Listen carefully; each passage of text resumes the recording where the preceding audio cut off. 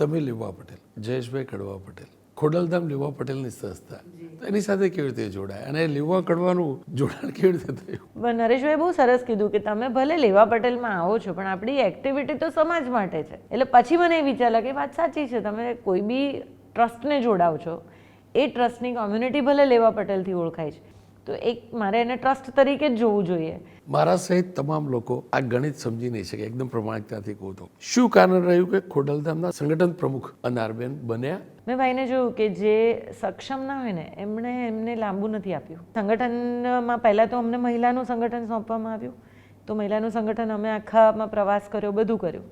પછી એમણે અમને 5 જણની ટીમ બનાવી અને અમે 5 જણા એક જિલ્લાઓમાં એટલે ઝોનમાં ફર્યા અને અમે સંગઠન ઊભું કરી કાઢ્યું. પછી એમને આ વિચાર આવ્યો ભાઈને, એકવાર કીધું બી ખરું કે અમે તમને પ્રમુખ બનાવે છે. એટલે મેં એમને સ્વાભાવિક રીતે કીધું, ભાઈ પછી એવું ના થાય કે તમે સંગઠન ટીમમાં અત્યારે 5 જણે અમે છેલ્લા 9 મહિનાથી મહેનત કરી છે, તો ટીમને એવું ના થવું જોઈએ કે મને તમે અધ્યક્ષ બનાવી દીધા અને બાકીના 4 પછી દૂર જતા રહે મારાથી, એટલે તમે વિચારીને કરજો એમ. ભાઈએ કીધું કે ના, એક જણ જોઈશે કે જે લીડ કરે અને મને એ તમારામાં દેખાય છે કે તમે કરી શકશો.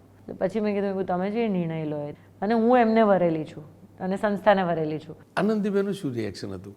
મમ્મી તો ઓબ્વિયસલી મમ્મીના દિલમાં એવું હતું કે એક સમાજને ના પકડવું જોઈએ તારે.